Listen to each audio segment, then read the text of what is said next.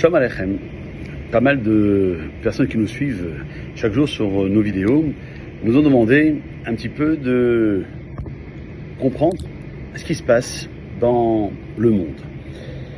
Évidemment, je suis ni géopoliticien, ni homme politique, mais j'essaye avec la Torah que j'étudie au Hachem chaque jour, de pouvoir comprendre un peu ce que l'Akadosh Baruch Hu attend de nous, et non pas ce qu'on pourrait attendre des hommes politiciens, des femmes politiciennes, de France, d'Israël ou d'ailleurs.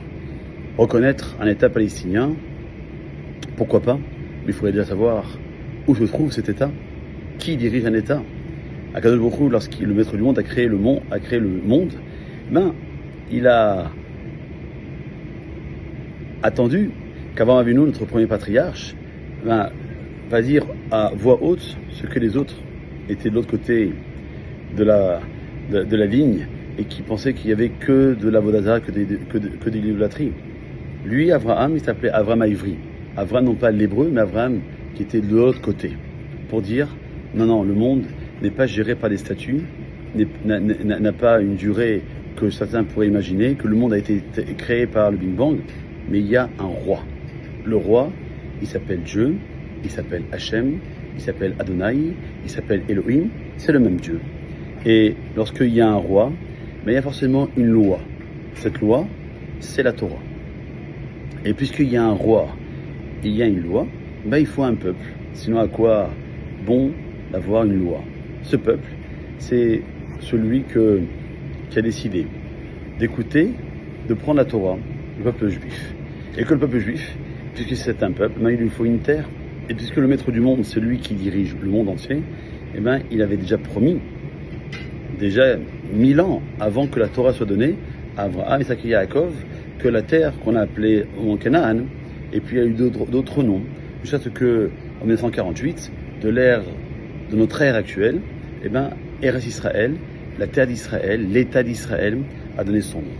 Aujourd'hui, on doit comprendre que lorsque la Torah nous a dit à cette manière que Aïne Hashem Elohecha Mereshit Hashana, que les yeux de Dieu sont sur cette terre d'Israël du début jusqu'à la fin de l'année, on peut poser la question, quelle est la pertinence de souligner que les yeux de Dieu sont constamment dirigés sur cette terre d'Israël? Et on répond que la terre d'Israël n'est pas sous la juridiction d'un ange gardien, mais que cette terre d'Israël, elle est gouvernée directement par Hachem lui-même, sans aucun intermédiaire, faisant référence à ce qu'on appelle en hébreu la Hashgacha pratit, la providence personnelle dont jouissent les habitants de la terre d'Israël, par opposition à la Hashgacha klalit, la providence divine plus générale qui gouverne les autres nations du monde.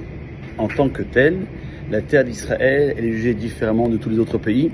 En effet, les autres pays du monde entier sont jugés à Rosh Hashanah, et le verdict de ce jugement dure jusqu'à Rosh Hashanah suivant.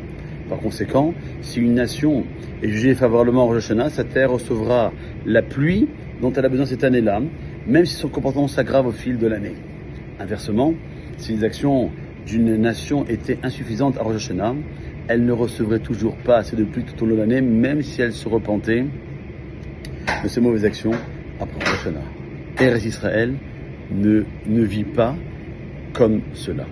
Et dans sa projet que Eretz Israël restera Eretz Israël.